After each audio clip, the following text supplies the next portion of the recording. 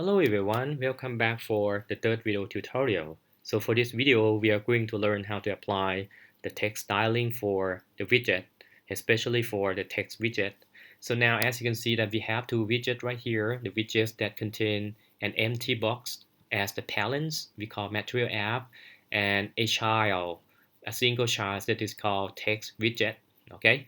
Now in this case, whenever I enter each enter here, as you can see that it's also show me that this is the end of what widgets.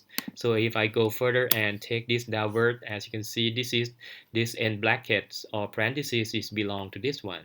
Okay, so let me put it right here. I can just put it down, and I can also take it like this so that they say that this is the end of material app. All right, you can also right click here and then use reformat code with -fmt, and that is going to move this back into the original format right here.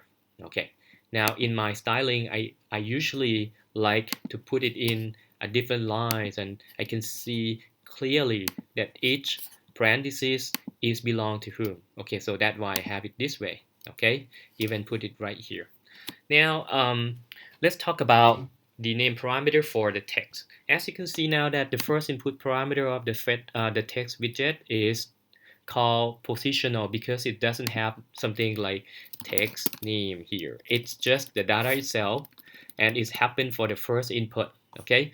Now subsequent input could be name parameter, and one of the important name parameter is called style. Okay, so if we put style, and now what is the value of this? The value of this parameter is basically an object of the class text style. Okay, now as I told you earlier that in order to create the objects in C# and Java, you use the word new, but in Dust you can just omit it, skip it, and it's understand that you are creating the new object. Now in this object, we can specify name pair value for things like color. So you can specify the color of your text, and the value of the color is written in what we call a constant class. So you can reference to color with S and then specify the dot. Okay, after the dot, it show you the recommendation of available color. So let me go with the orange one. And on top of this, you can also put the square bracket so that you can put the shading of the color starting from 100. If you go further to 100, as you can see that the color get darker.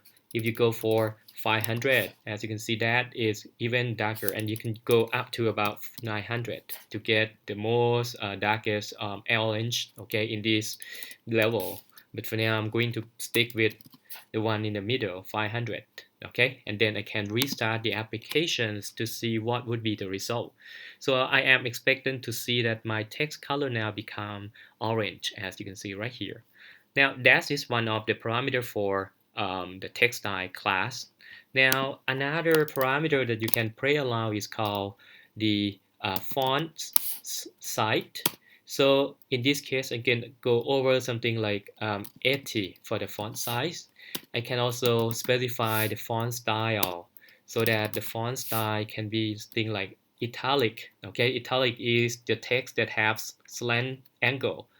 So you can specify both the size of the font and the styling of the font as well. And you can go ahead and restart the applications, and you should see that now our text should look like the same text but have the different style with the bigger font size and the slant direction.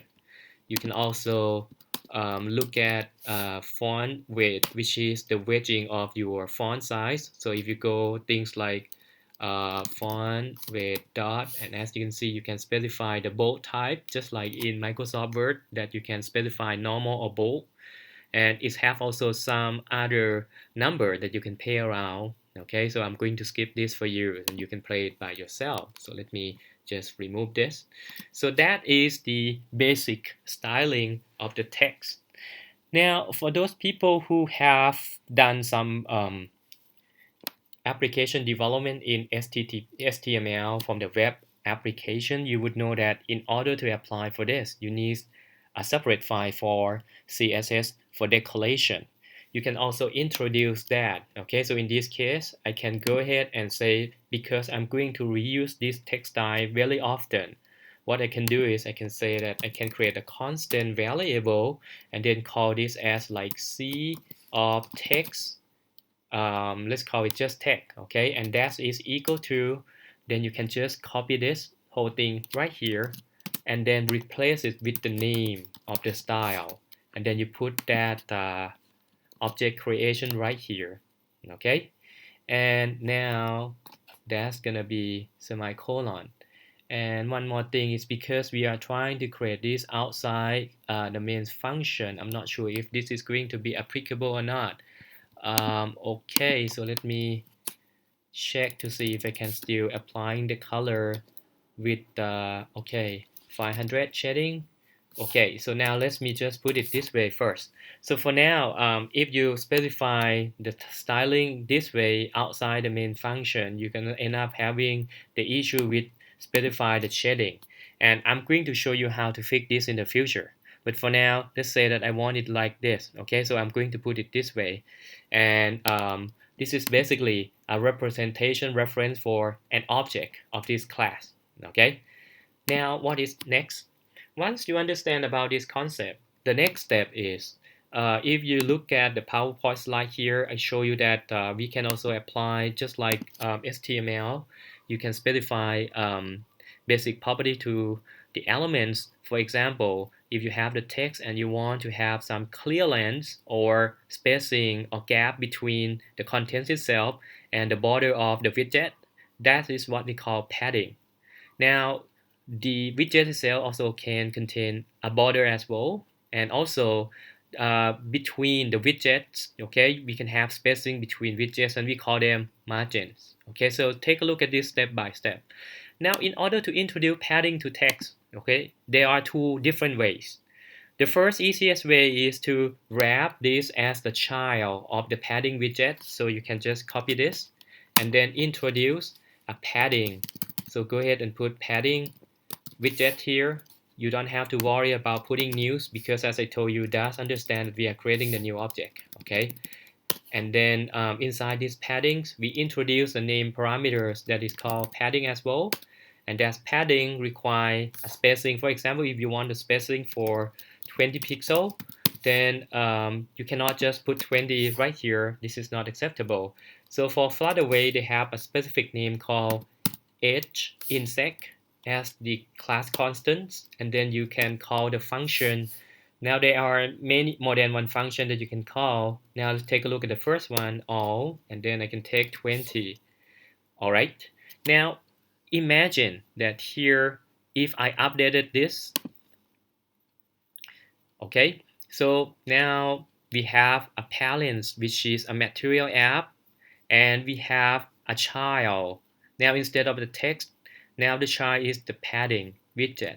So as you can see now that the padding is nothing but just an empty box as well, but it applies the spacing between the context, the contents of the text, the contents of the widget inside itself, okay, and the things around them.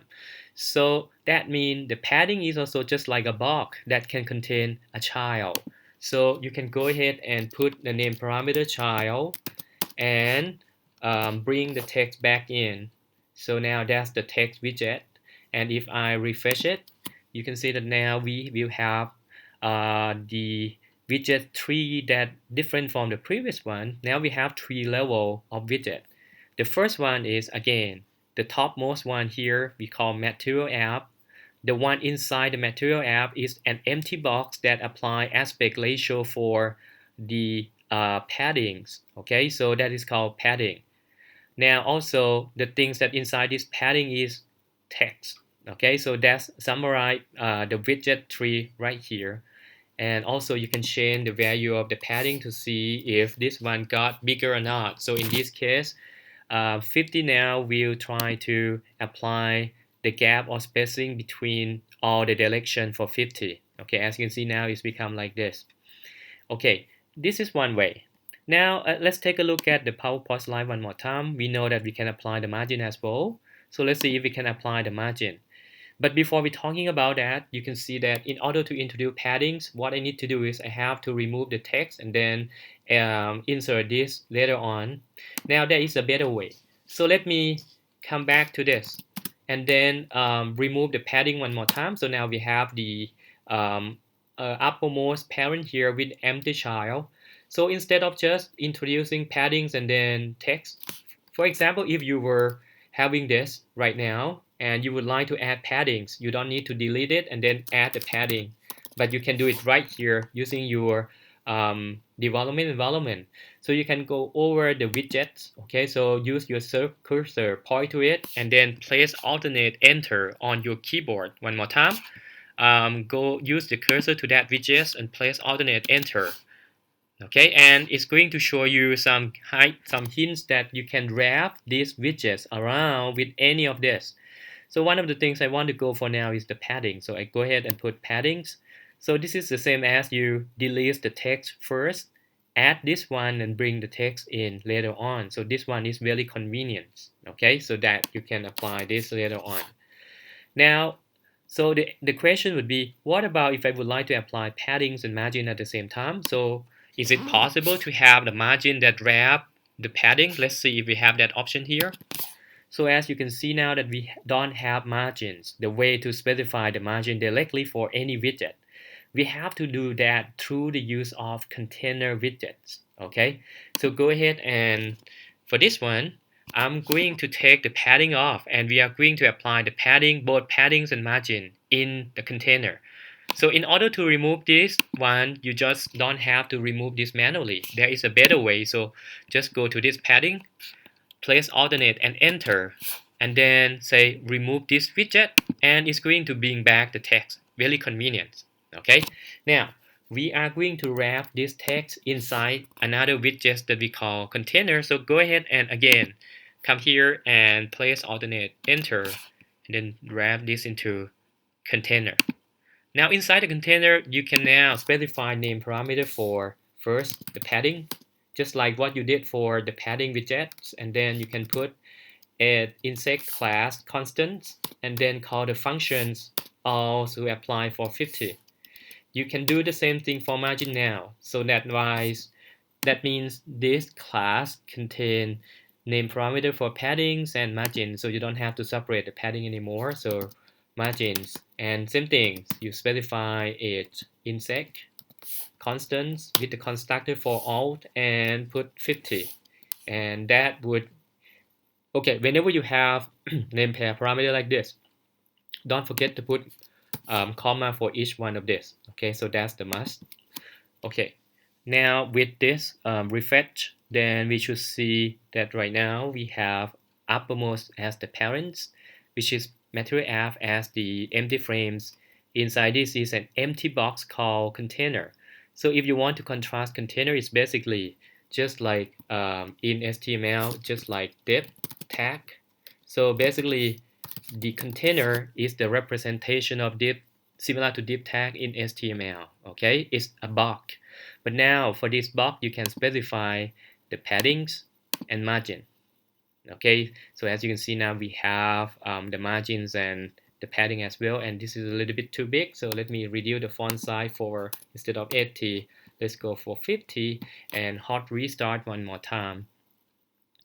Alright, so as you can see, that's the end result for applying the text as the child of container. Inside the widget container, there are two properties called padding and margins as well. Now, in addition to this, before we end the video tutorial for this, then you can apply what we call the border of this as well. So in order to put the border, we do not just put the border directly. Okay, we put this to the name parameter called, okay, let me put it right here. So apply border. Okay, so we use the name parameter called decoration. And for decorations, then we do it to the use of box decorations. It's another widgets, okay, that allow us to specify things like border parameters. And for border parameter, then you can say border dot all, and then you can put things like 1 right here. I'm not sure if I do this correctly. Let me put all. Okay, so now let's restart this one more time. Okay, as you can see now that we have the same widget structure but you cannot see the border, right? So let me apply the color for background color for the container as well. So now I can put color dot let's say red color here, and then restart for this. Okay, and they say that okay, whenever you apply the color, okay, for container, you can do it, but whenever you have already have decoration box here, you should move that color decoration into this widgets. So that's the rule. Okay, so whenever you want to apply the color, the background color of this, but you already have this collection, you should not place color property outside inside container directly. You have to put it inside the collection. Now let's try again one more time. Okay, so we got this one come in. Okay, so this is how we work with, okay, the way the layout work for a single child step scheme. So we have a parent. This is actually a parent, another parent has this is the child of this parent, and also the text is the child of the container. And as I told you that if you want to specify the color, okay, when you have decoration, you put it right here. Now let's say that you don't have decoration here. Just take it off and you put it directly here, see if this is working. Okay, so let me change the color to see if this is the case. So let's refresh it. Okay, and now here we go. So whenever you don't have any decoration box, then you can specify the color here. And the decoration box is there so that you can specify the chain in terms of the shape of the box. Okay, you can have loading radius, you can have the border, for example, and we talk about that later on. And this is all for this video tutorial. Thank you for watching.